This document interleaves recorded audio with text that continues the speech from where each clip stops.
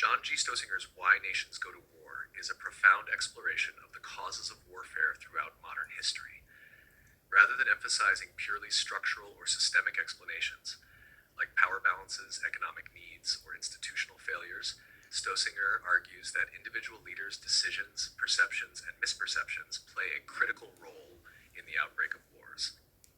His book analyzes various 20th century and early 21st century conflicts, showing that wars are not inevitable outcomes of impersonal forces, but are often the result of human choices, especially the choices of national leaders at pivotal moments.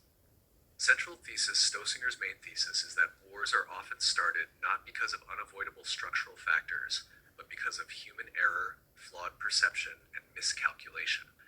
Leaders interpret threats and opportunities through the prism of their personal biases, fears, ambitions, and misunderstandings. Thus, understanding the psychology of decision makers is just as crucial as understanding geopolitical or economic conditions. He critiques theories that frame wars solely as outcomes of system-level pressures, such as the security dilemma in realism, emphasizing instead the unpredictable, subjective, and emotional nature of leadership. Major themes. 1. The role of leadership. A consistent theme throughout Stoessinger's case studies is the central role of leaders. Figures like Hitler, Lyndon B. Johnson, Saddam Hussein, George W. Bush, and Slobodan Milosevic are depicted as individuals whose personalities, ambitions, fears, and strategic errors directly influenced whether their nations went to war. For example, Hitler's insatiable appetite for expansion and racist ideology directly drove World War II. Johnson's obsession with not appearing weak led the United States deeper into the Vietnam quagmire. Saddam Hussein's miscalculations about U.S.-backed willingness to intervene prompted the Gulf War. Leadership decisions are not made in a vacuum. However, Stoessinger stresses that personalities matter enormously. 2. Misperception and miscalculation. Another vital theme is the importance of perception, and especially misperception. Leaders often go to war because they misunderstand the intentions, capabilities, or resolve of their opponents. These errors can happen due to faulty intelligence, cultural misunderstanding, overconfidence, paranoia. An example is World War I, where alliances, militarism, and nationalism created an atmosphere of fear and distrust, but the ultimate decision to mobilize armies was based on misinterpretations of the other side's intentions. Leaders feared appearing weak and assumed war was better now than later, leading to catastrophe. 3. Nationalism and ideology. Stoessinger acknowledges that nationalism, ideology, and political movements contribute to war fever. Whether it was the virulent nationalism preceding World War I or the ideological fervor of the Cold War, leaders and populations often see conflict as not just political, but moral and existential. This view tends to demonize the enemy, making compromise harder and warfare more likely. Failure of diplomacy. Diplomacy often fails not because it is impossible, but because leaders fail to pursue it seriously or misinterpret diplomatic signals. Stoessinger argues that many wars could have been prevented with more skillful negotiation, patience, and understanding. Key case studies. Why Nations Go to War is structured around historical case studies, each offering a vivid illustration of Stoessinger's arguments. 1. World War I. World War I is analyzed through the lens of misperception. Leaders believed that if they did not act swiftly, they would be destroyed. The belief in the quickness and decisiveness of war, the entanglement of alliances, and fear of future disadvantage all combined to make war seem, tragically, the rational choice. Number 2. World War II. Stoessinger highlights Hitler's unique role. Hitler's ambitions were personal and ideological. He sought to create a vast empire and considered certain races inferior. His relentless pursuit of expansionism and disregard for international norms made war inevitable unless resisted early, something Britain and France failed to do at Munich in 1938, appeasement. The Korean War. The Korean War is shown as an example of miscalculation. Both North Korean leader Kim Il-sung and Soviet leader Joseph Stalin believed that the United States would not intervene militarily in Korea. Their gamble led to a brutal and prolonged conflict when the U.S. committed to defending South Korea.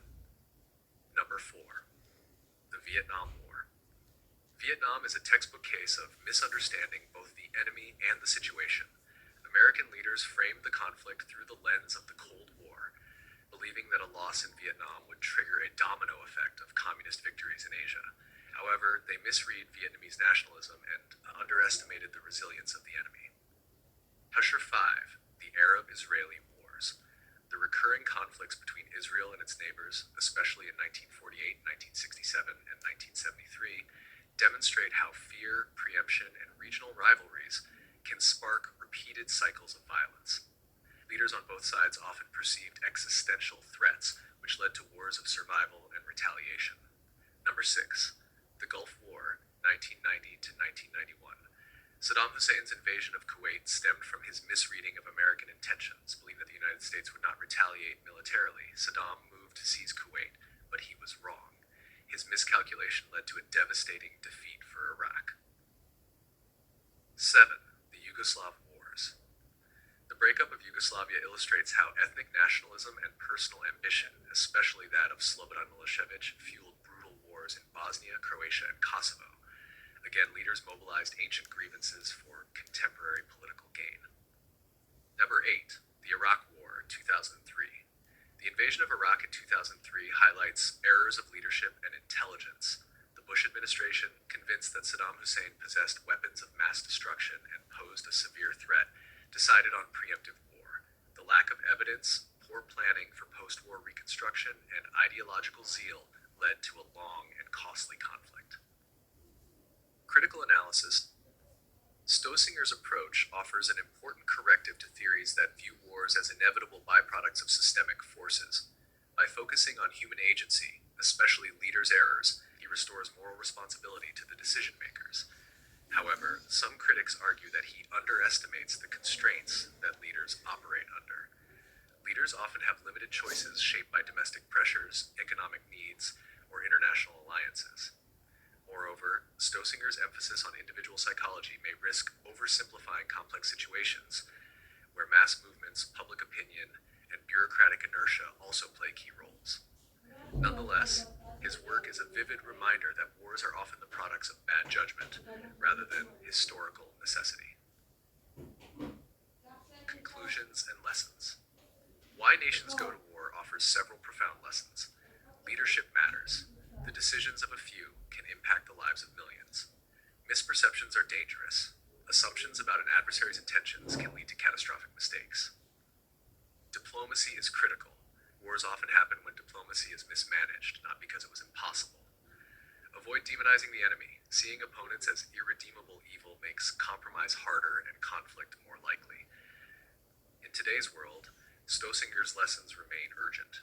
As global tensions persist, whether in Eastern Europe, East Asia, or the Middle East, understanding the human factors behind wars remains essential for preserving peace.